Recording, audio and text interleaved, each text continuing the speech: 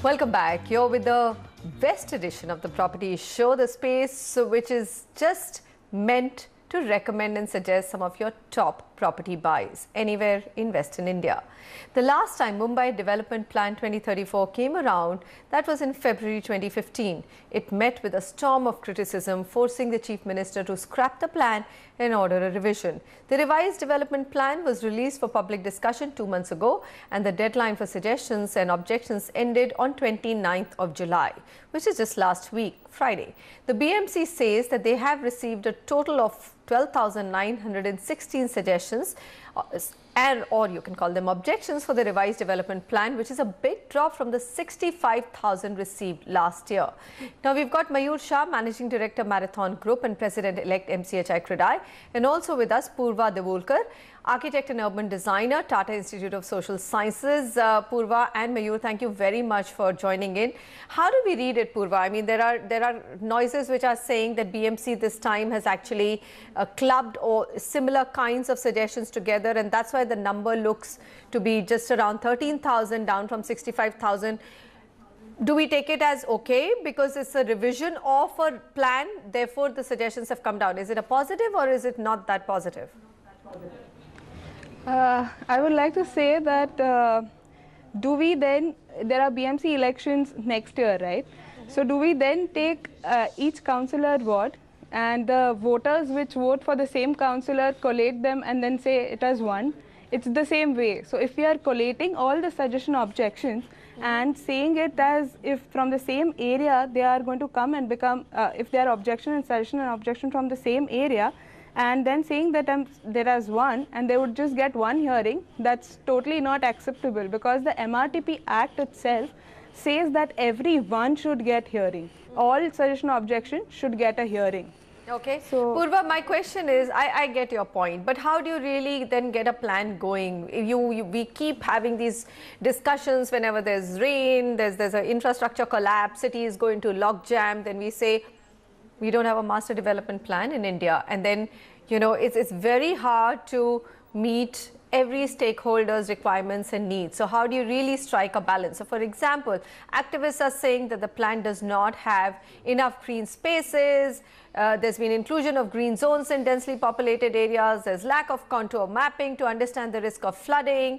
So you know, how do you really align the interest of all the stakeholders? Is it possible, or do you just say, hey, look, this is the minimum common platform and let's go ahead with it? Better to have something going than not have anything at all. See, one can't really lower the standards because they are not achievable. Standards are the built environment standards, so they need to be achieved, right? So when you're looking at certain definitions which the development plan gives in, like public spaces, public open spaces, it says that all gymkhanas or swimming pools are going to be public open spaces. So how many people do have access to that? Do I have access to a golf course? No, I don't have access to a golf course. So when I'm saying that public open spaces are not going to be open to public, then how does it really say that the plan is going to be okay?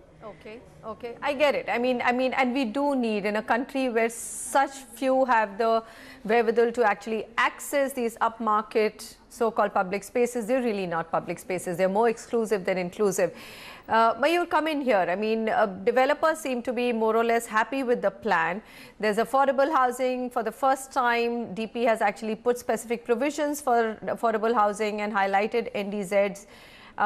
There's also an, FSI which has been taken to 2, a uniform 2 from the current 1.33.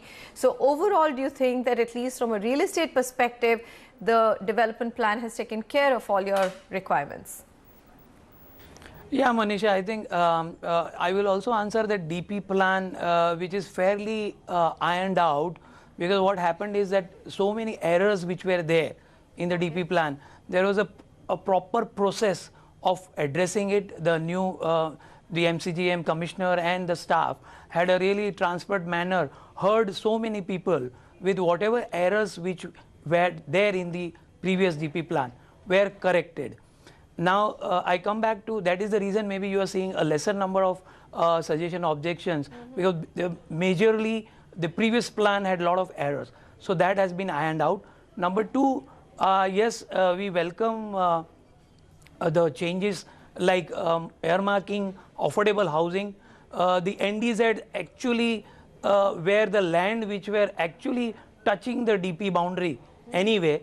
So, those were blocked for the next DP plan are opened up, and they are specifically earmarked for the affordable housing. That will bring a lot of affordable housing in the next DP plan. That is also welcome change. Yes, FSI is also quite rationalized across the Mumbai.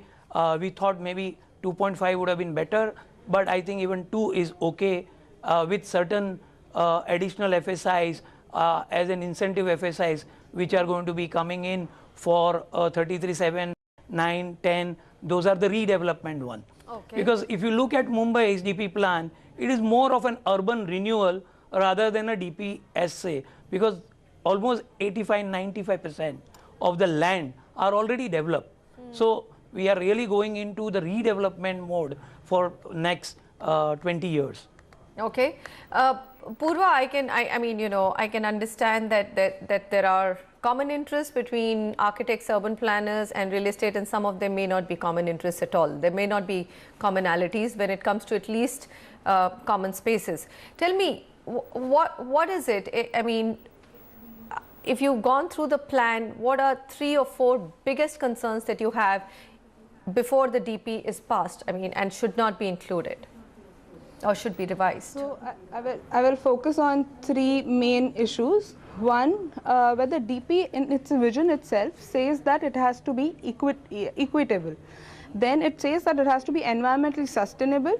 Third, it says that it should cater to economic development of the city. So when I talk about equity, this time the development plan has tried to bring in equity for certain kind of people. So if you say gender, this is the first time gender has been included in the development plan, and which is through because of this constant negotiation with the MCGM, which is what we welcome. Then this is the first time that child-friendly cities are being talked about. But then I am talking of equity through a different perspective, where planning as a whole has created a lot of segregated areas for past 20 years. So if you look at Island City, it is well serviced with social infrastructure or physical infrastructure. If you look at suburbs, they lack them. And if you specifically look at eastern suburbs, then they are the worst hit in the social amenities or physical infrastructure. So when we look at these kind of segregation which has happened, then does the DP really address it? It has not really taken to that, because whatever tools the DP is making to address this social infrastructure or physical infrastructure is accommodation reservation, redevelopment or TDR. So these tools are trying to create amenities which will happen through redevelopment or which will happen in nearest future. But there is no land earmarked for these sort of amenities. All right. I'm sure that you have a very proactive Chief Minister, I must say, in fact, in terms of urban planning, and I think he recognizes the urgent need to preserve and revive Mumbai.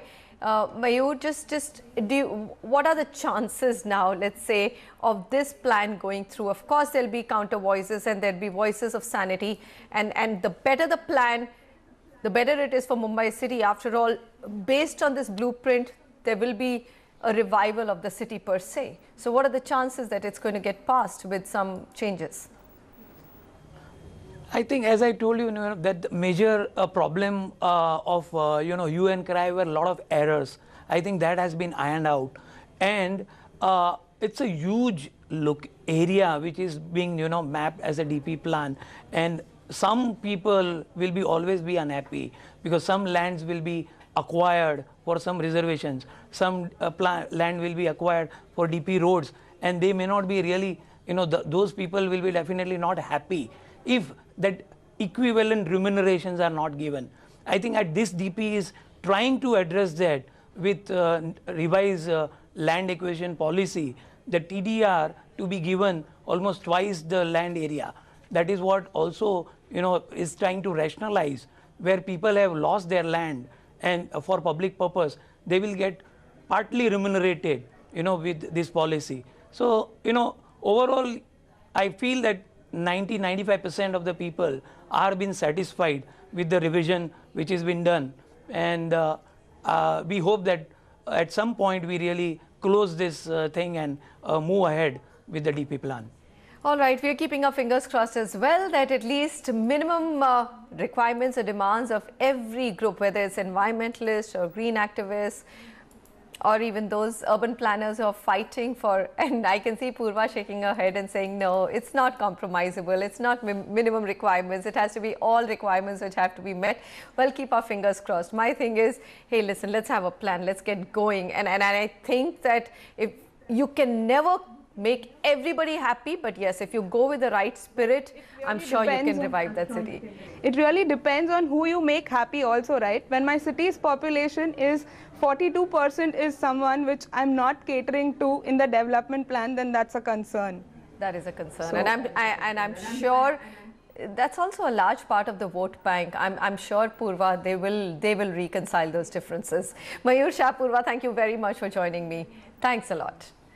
All right, the real estate slump in Mumbai has hit its most popular second home destinations too. Instead of driving down to Lonavala or Alibag for the holidays, Mumbaikars are increasingly looking at options in the north